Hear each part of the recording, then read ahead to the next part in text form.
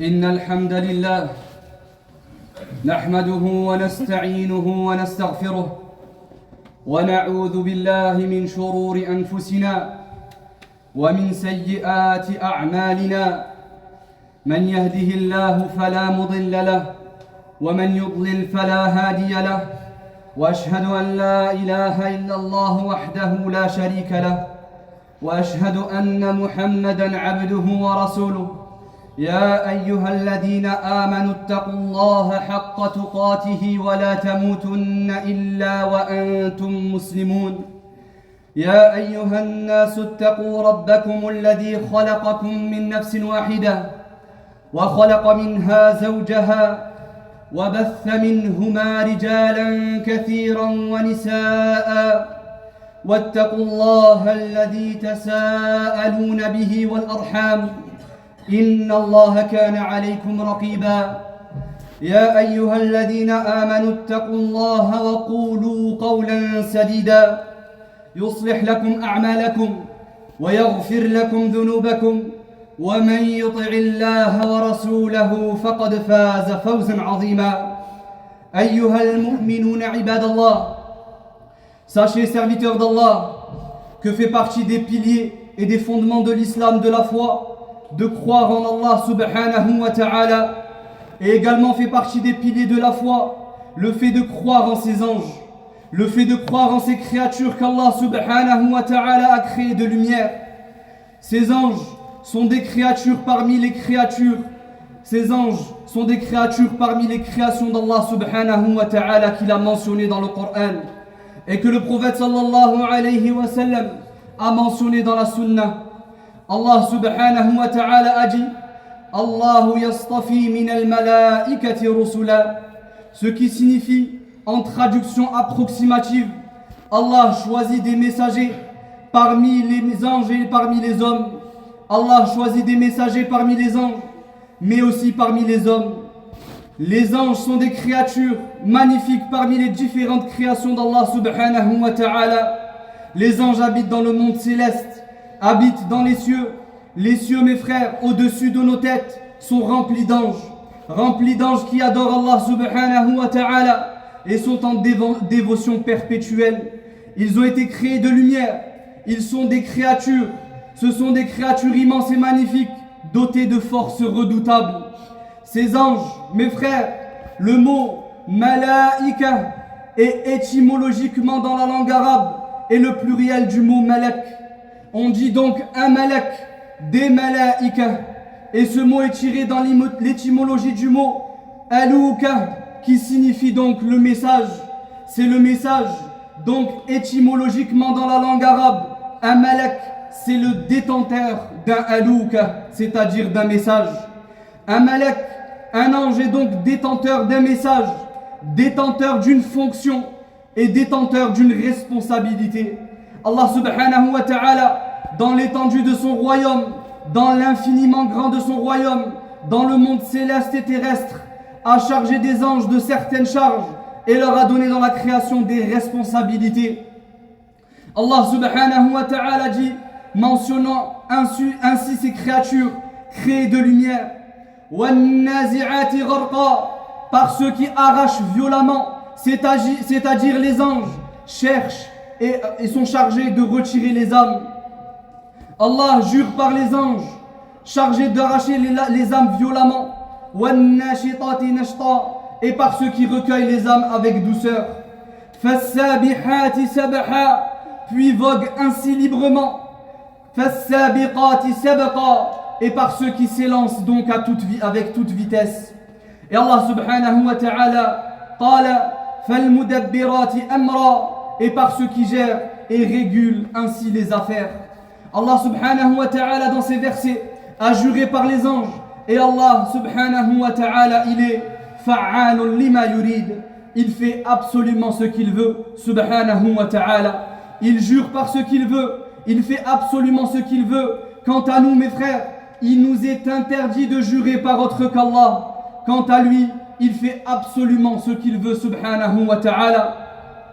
Et dans ces versets, il a juré par des anges et il a cité différentes catégories d'anges en fonction de leurs responsabilités et de leurs charges. ceux qui arrachent les âmes violemment, ceux qui recueillent les âmes avec douceur, ceux qui voguent dans le royaume librement et ceux qui s'élancent avec toute vitesse.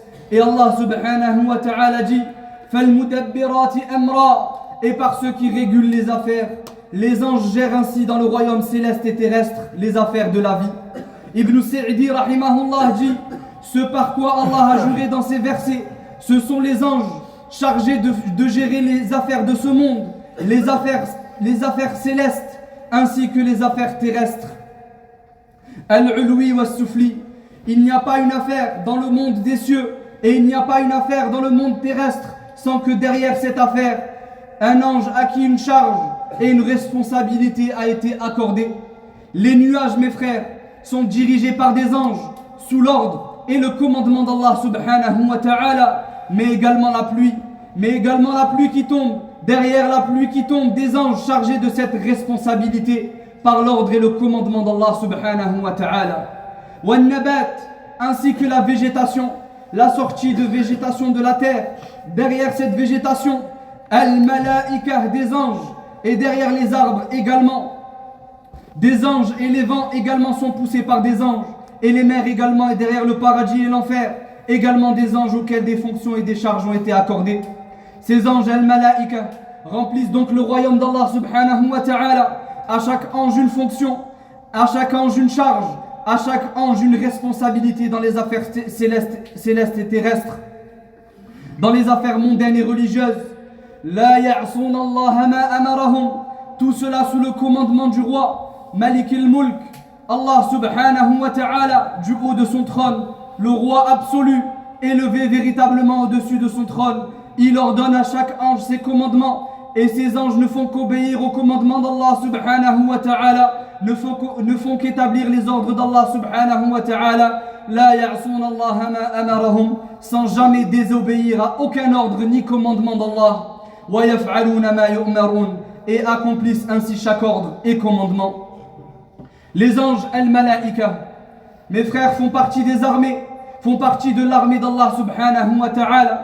Allah dit: wa ma ya'lamu junuda rabbika illa hu, nul ne connaît les armées de ton Seigneur à part lui. Et parmi ces armées, Ibn Sa'di dit: des anges, nombreux sur terre, nombreux dans les cieux, et nul ne connaît leur nombre si ce n'est lui, Allah subhanahu wa ta'ala. Nul ne connaît leur nombre si ce n'est lui. Tous obéissent aux ordres et aux commandements d'Allah. Tous ont une fonction et une charge de la part d'Allah subhanahu wa ta'ala. À leur tête, mes frères, parmi leurs chefs, trois anges parmi les plus importants, trois anges parmi les plus grands.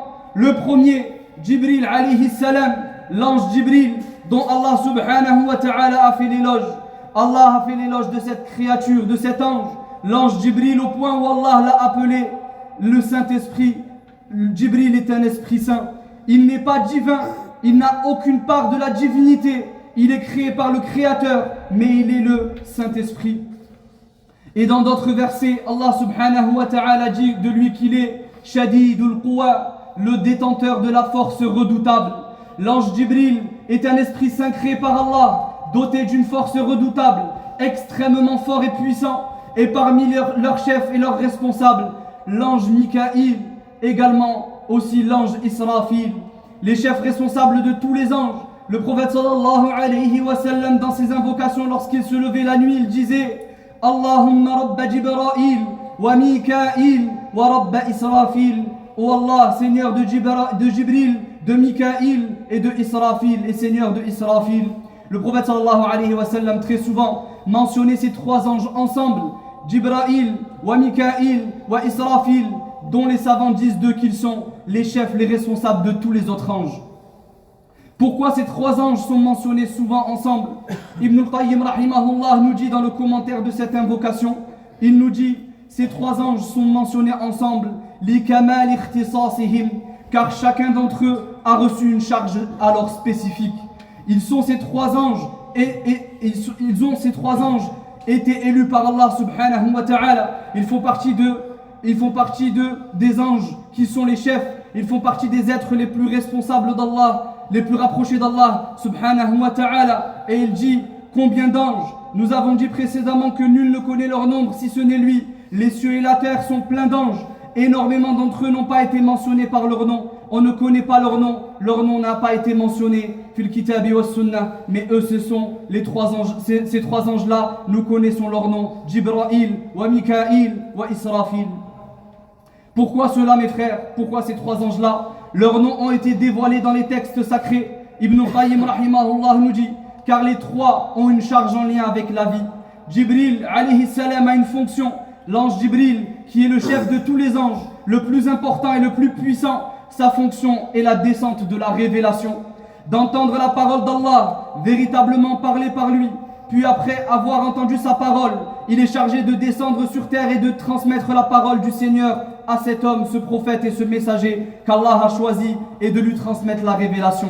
Jibril a cette charge, cette responsabilité, la transmission de la révélation, révélation par laquelle les cœurs revivent.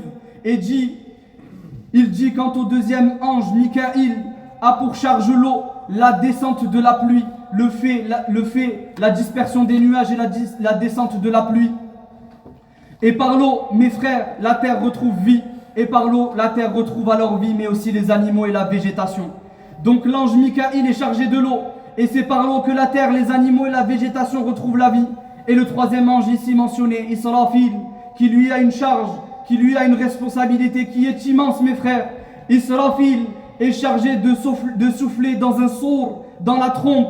Et par le souffle de Israfil, la fin des temps et la fin du monde, la destruction des cieux et de la terre. Et par son deuxième souffle, la résurrection, la vie après la mort, la résurrection des hommes et des djinns devant Allah subhanahu wa ta'ala, créateur des cieux et de la terre. On remarque donc que ces trois anges sont tous chargés et portent comme responsabilité ce qui va apporter la vie. Ils sont source alors de vie. Jibril alayhi salam par la révélation par laquelle les cœurs revivent. Mikaïl par l'eau, et c'est par l'eau que la terre, les animaux et la végétation revivent. Et Israfil chargé de souffler dans la trompe, c'est par son soufflement que les corps vont retrouver vie et être ressuscités. Ces trois ont donc une charge et une responsabilité en lien avec la vie. Les anges, mes frères, possèdent des ailes, véritablement des ailes, véritables qu'Allah subhanahu wa ta'ala a mentionné. Allah subhanahu wa ta'ala a dit Alhamdulillahi fatiris samawati wal ard. Toutes les louanges reviennent de droit à Allah seul, créateur des cieux et de la terre. Ja'ilil malaikati rusula. C'est lui qui a fait des anges, des messagers. Uli ajniha, détenteurs d'ailes.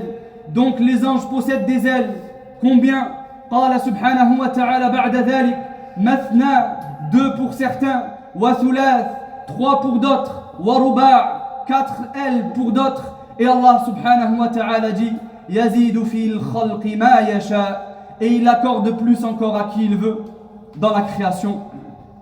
Les anges sont donc dotés d'ailes. Et Ibn Sa'di rahimahullah dit donc dans le commentaire de ce verset que certains anges possèdent 2 ailes, d'autres 3 et d'autres 4.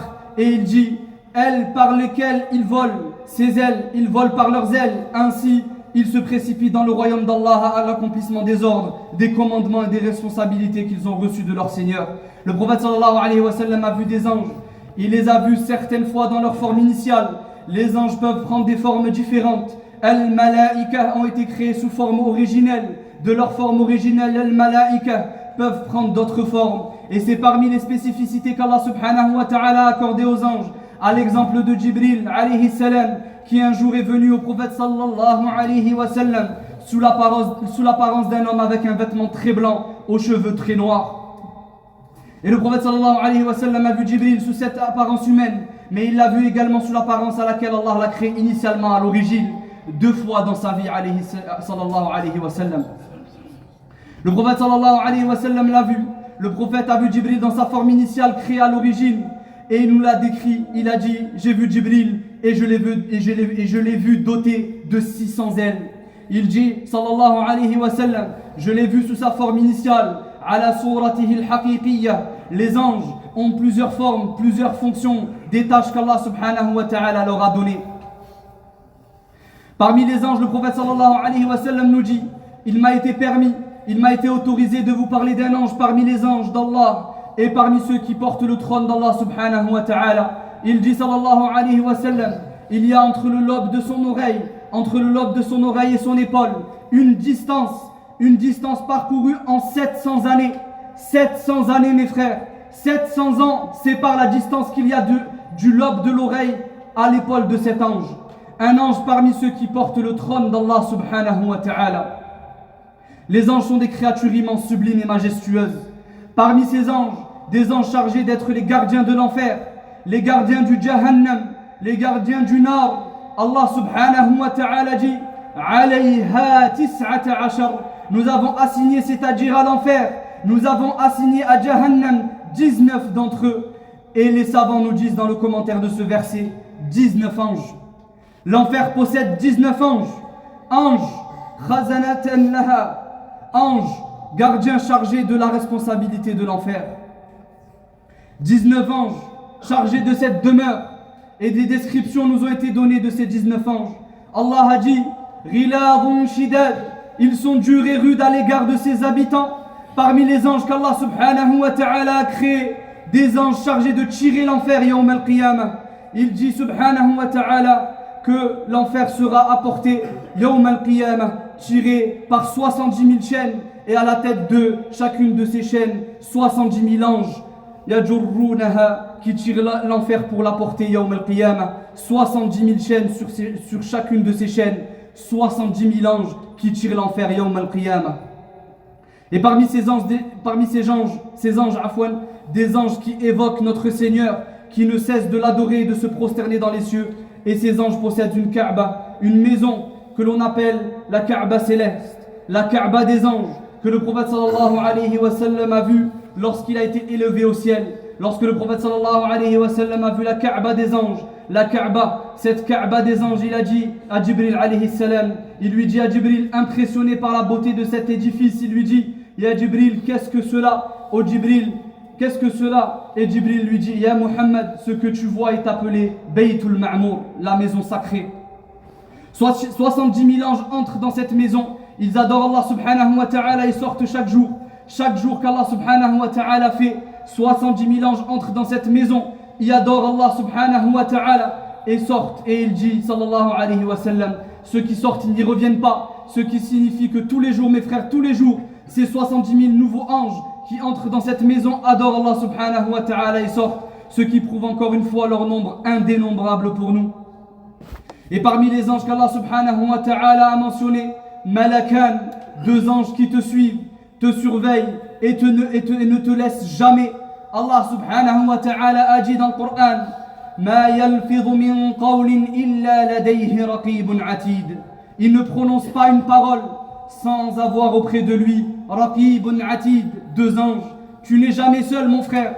Ils t'accompagnent en tout lieu, en tout instant, à chaque mouvement. Ils sont là à tes côtés, un à ta droite, l'autre à ta gauche. Ils te surveillent, ils te suivent tout le temps, nuit et jour. Raqib, c'est-à-dire, ils te surveillent, ils surveillent tes faits et gestes, ils surveillent tes paroles, même celles chuchotées. Chacune de tes paroles, ils les écoutent et ils les entendent, ils les notent dans un livre consigné qui te sera apporté yawm al-qiyamah. Atid, c'est-à-dire toujours présent. Tu peux fuir dans des châteaux fort éloignés, tu peux fuir en haut de montagnes, que tu les trouveras à ta droite et à ta gauche, qu'ils sont présents à ta droite et à ta gauche à noter tes bonnes et mauvaises actions. Ibn Rajab rahimahullah nous dit, nos pieux prédécesseurs sont unanimes quant au fait que l'ange à ta droite est chargé d'écrire tes bonnes actions et l'ange à ta gauche est chargé d'écrire tes péchés. Ils sont là, présents, ils sont à ta droite et à ta gauche, ils te surveillent, ils surveillent tes faits et gestes, ils surveillent tes paroles, ils surveillent tes agissements, ils notent absolument tout. Tout est noté, ya Abdallah. Parmi ces anges, des anges qui se tiennent devant les mosquées, devant les maisons d'Allah subhanahu wa ta'ala. En effet, le prophète sallallahu alayhi wa sallam nous dit, le vendredi, devant les portes des mosquées, al-malaika, devant le masajid, devant les mosquées, le jour du vendredi, yaktubun al-awwal fal-awwal, des anges chargés d'écrire ceux qui assistent à la prière du vendredi, al-awwal fal-awwal, dans l'ordre d'entrée. Les premiers voient leur nom être inscrits parmi les premiers, et les retardataires à la prière du Jumu'ah, les anges inscrivent leur nom parmi les derniers. Les anges écrivent vos noms, mes frères. Vos noms sont écrits dans les feuillets, dans l'ordre d'entrée. Maintenant, la question que tu dois te poser, ya Abdallah, où est ton nom dans ces feuillets? Parmi les premiers ou parmi les derniers? fais-tu partie des premiers à venir au masjid, ceux qui aiment le bien, ceux qui aiment les maisons d'Allah, ceux qui aiment Allah subhanahu wa ta'ala, où est-ce que tu es, où est-ce que ton nom est constamment écrit parmi les retardataires? Et des fois même, tu t'absentes au rendez-vous de cette communauté. Al-Malaika, les anges notent les premiers avec les premiers. Il dit sallallahu alayhi wa sallam, فَإِذَا جَلَسَ الْإِمَامِ, lorsque l'imam arrive et qu'il s'assoit, c'est-à-dire sur le minbar, ces anges ramassent les feuillets et ils rentrent à la mosquée. يَسْتَمِعُونَ الذِّكْرِ, et écoutent alors le prêche et le sermon. Et nous croyons fermement, comme nous l'a enseigné le messager d'Allah sallallahu alayhi wa sallam, devant les mosquées, le jour du vendredi des anges, même si on ne les voit pas, ils sont là avec nous. Ils notent les noms de ceux qui assistent au Jumu'ah, al-awwal fal-awwal, dans l'ordre d'entrée. Et quand l'imam s'assoit, les anges entrent dans la mosquée et ils entendent et ils écoutent la khutbah. Ces anges, mes frères, sont des créatures créées de lumière. Ils font partie du monde de l'invisible. On ne peut pas les voir, mais nous y croyons fermement de tous nos cœurs. Ces anges dont vous avez entendu la description, quelle que soit leur force, leur puissance, leur responsabilité et leur charge, aucun d'entre eux ne mérite d'être adoré. Aucun d'entre eux ne mérite d'être invoqué. Aucun ange ne mérite l'adoration. Car nous, musulmans, nous n'adorons aucun ange. Nous n'adorons qu'Allah subhanahu wa ta'ala, le Seigneur des anges, le créateur de Jibril, le créateur de Mikaïl, le créateur de Israfil, créateur des cieux et de la terre, créateur de toutes choses. Allah subhanahu wa ta'ala. أقول هذا القول وأستغفر الله لي ولكم ولسائر المسلمين من كل ذنب فاستغفروه يغفر لكم إنه هو الغفور الرحيم.